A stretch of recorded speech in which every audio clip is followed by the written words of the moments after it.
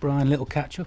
Start with the kit design vote, which is up and running, so good to have the fans involved. Yeah, no, we spoke about this at the supporters parliament meetings, that we wanted to get the supporters' views on picking the strip. If nothing else, it takes any criticism away from the club as well, so and allows the fans to choose the strip that, obviously, at the end of the day, most of them are the ones that are buying the strip in the first place. And so we've got 3 designs come from the supporters and 2 other designs from Area. Not that we're publicising which is which. One of them, of the 3 that was actually designed from the supporters, was actually from the community department as well. So it's Junior Shrews that have decided one of them. So hopefully it's given us there's a good spread of different designs there, and it gives everybody an opportunity, if they want to get involved and vote for the strip that they like the best, that they want to see the team winning next season. Little as well, update I guess is waiting on the council, so we're preparing for that. Yeah, we're actually working on stuff behind the scenes just now without going into too much detail, to try and make sure that when the next meeting comes round, which I think is just prior to Christmas, that there is a guide there for everybody to understand what we're trying to do here, which I openly said before, it seems quite straightforward to me. It's going to better what happens going forward with the local community and the stadium as well. So it's a win-win situation for the football club, and obviously the Lidl scenario as well. This is holding up Lidl moving forward, which again is funds for the football club, which can only be beneficial towards the long term for the club. What would the case be if the council vote against? I think I would like to think that Lidl would stick with us, and I don't think there's any reason for them not to go for it. Fingers crossed. So hopefully everyone will go through in December. I think everybody's quite confident that what we're trying to do here, is the right thing. We've had criticism for not being able to use this area for football pitches in the past, which I think, yeah, that's fair dues, but the other thing is we've actually, part of the 106, the whole agreement in the first place was, having looked at it in depth, was to provide the community pitches. The council have been happy with the arrangements that we've had over the last number of years, that we hold all the schools finals and all the community matches on the actual stadium pitch, rather than use an uneven bit of grass which isn't drained, isn't level, and isn't suitable for football. And it's obviously, from the kids' point of view, and the teams, every team that's played on the Greenhouse Meadow pitch, it's obviously a far more attractive proposition to play your cup final or your schools match in Greenhouse Meadow rather than playing beside Greenhouse Meadow. Training ground as well, where were we with that? The consultation period is due to finish this week, and this Friday, and so that's to do with the planning. So we're hopeful that everything all being well and there's no issues. The architects are speaking to the council on a regular basis just now. We can get the buildings moved out, and start and plan ahead.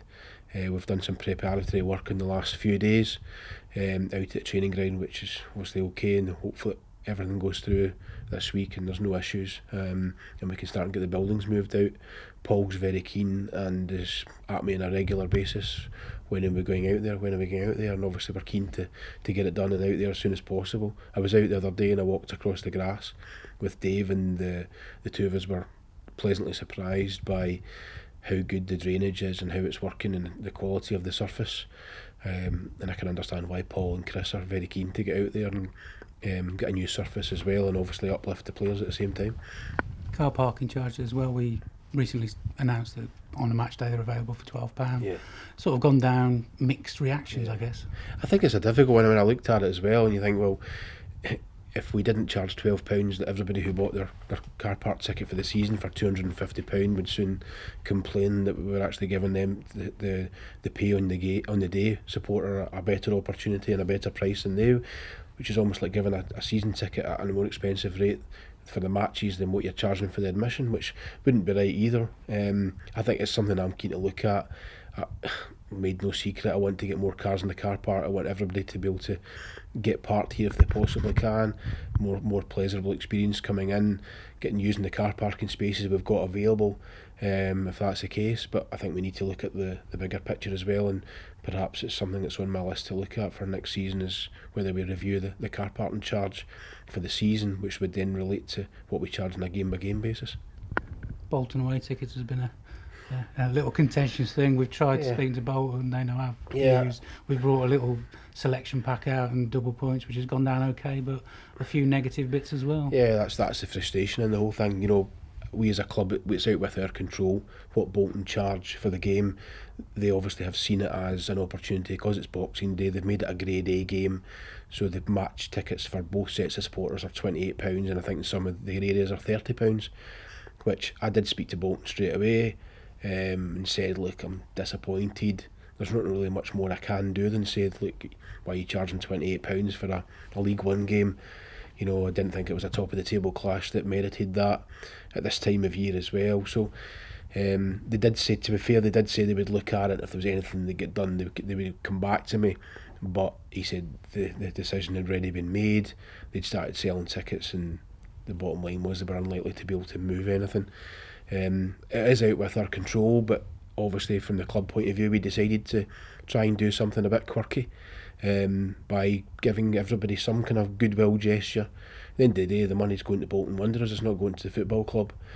So we did advertise it with everybody who bought a Bolton ticket at the club. We'd give everybody a selection pack, but unfortunately that seems to have been hit with a negative slant as well, which is very frustrating, because at the end of the day all we're trying to do, we'd no need to do what we've done.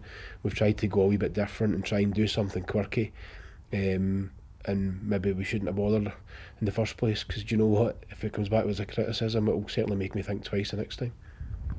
Concourse food, there's been a bit of talk about the concourses running out and queues, etc. I guess it's something that you've been fed back to you and fed back to Terry. Yeah, I mean, it's one of these ones we're looking at closely. It's the cup game on Saturday is always a difficult one, because you don't always know how many are going to turn up. You don't want to be left with food. You're trying to guesstimate the crowd as best you can, which is why it's always important to try and get the crowd, the ticket sales as early as we possibly can, so we can order the right amount of food.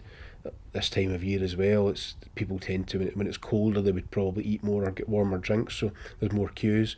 But yeah, we are monitoring that. Terry, who runs that side of it, is very aware. We want to sell as much as we possibly can. We want to try and get the numbers right as close as possible. Ideally, we want to almost run out of food just at the end of the half-time interval. But unfortunately, that's not always the case, depending on supply and demand. But the last thing we want to do also is be left with lots of food, which then goes to waste and has a detrimental effect on our income. FA Cup on Saturday, final whistle, we're going through a replay. About 5 minutes later, you're running up the stairs to get me to announce the coaches. So another nice little gesture. Well, I think we are. We said this at the time, but we are aware of the supporters back in the club at the moment, and I think 2 weeks before Christmas to be going up to Fleetwood, I think it's a nice gesture, as well as what we've done as well, that it's only right that the football club are aware of that and make the supporters realise that there's a lot of loyal fans there that travel to every home and away game. And it's nice for once that we've had quite a number of letters of support and emails that have come in, just thanking us for doing that, and I think that's nice. Obviously we do appreciate that we can't help everybody. There was one gentleman who actually approached me because he goes in the car and he said, is there anything can be done? But we try to help as many people as we can. There is an opportunity that if you were going to travel, at least you've got free travel for that day. And I think it's hopefully it's gone down well. I think it was the right thing for us to do. It's a hard enough month for Christmas and everything else without a cup replay to contend with, but hopefully the extra support that perhaps might go on Tuesday night will help us over the line. Quick question that came in: why can't I buy a ticket for me and my kids online? I would have thought you should be able to do that, providing you've got a supporter number and you've got dates of birth registered, but that's certainly something, if it's not happening, I can take up with Ticketmaster and the ticket office, but I'll look into that. Finally as well, middle of December nearly. Yep. January coming up, transfer window opens again. Mm-hmm. I guess Paul's got some plans and you've got some work to do. Yeah, he certainly has got some plans. Obviously Paul's been speaking to Chairman and I on a very regular basis, and we always said we would try and support as much as we possibly can. There's a lot of stuff going on behind the scenes just now. I think we all appreciate the the frustrations of the last few weeks. To be fair, since Paul's come in, he's made us more solid, more hard to beat.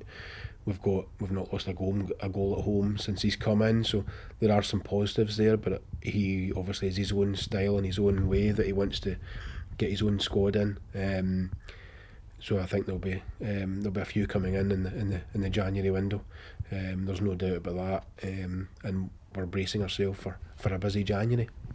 Wage cap wise, is it a chance of, or a case of in out, or is the scope to bring in? I think we'll try and support as much as you can. I mean, obviously Andy Mangan's already left, Mo has gone back to Stoke already, and yes, there probably will be some ins and outs. If I'm honest, that's football, because at the end of the day, if more come in, the last thing you want is a large squad where players aren't playing, so it's to everybody's benefit that some players move on, if that's the case. But we're quite happy to try and help support Paul as much as we can to try and turn around the season and hopefully continue the good work that's been carried out since he's come in, and hopefully we can stay in the league. I suppose Saturday as well highlighted the transfer window. You've got players who are cup tied, you've got players who are injured, and you can only name 5 on the bench. Well, that's it. I mean, we didn't have permission for Sylvan Ebanks-Blake from Chesterfield to play in the FA Cup, so we only had 5 on the bench. So luckily you only need 3 to come on as substitutes, so it wasn't too bad. Supporters bar, we mentioned before about you looking into it, maybe a unit such as the hub. Is there any update on that? Well, funnily enough, I had the chap out who we bought the building from for the training ground, who deals in modular buildings, who's still on the lookout for something, but he has had difficulty just getting the size and spec that we're looking for. But he is still actively looking. I think it's still something that I've said before, and I've said at the supporters parliament meeting, it's got to be something that's, to make it viable, it's got to be something that's not just used 25 afternoons a year at matches as a supporters bar. It's got to be used through the week, and Jamie and I have put our heads together and feel that in order to do that, we can, there is an option there that if we get the right building, then the building can be used for other things the other 340 days of the year. But having discussed it quite at length at the last supporters parliament meeting, there was a number of the people there were actually almost trying to talk us out of it, because the Brooklands is likely to be extended in the next few weeks as well, but everybody I think understands that it's got to be something. If we're doing it, it's got to be two-way, and it's got to be able to be used not just for a supporters bar but on non-match days as well, to provide income. Otherwise it's just not viable. Is it as well something in the back of your mind that with the community, if they develop the pitches and they need changing rooms and other facilities, that could go in there?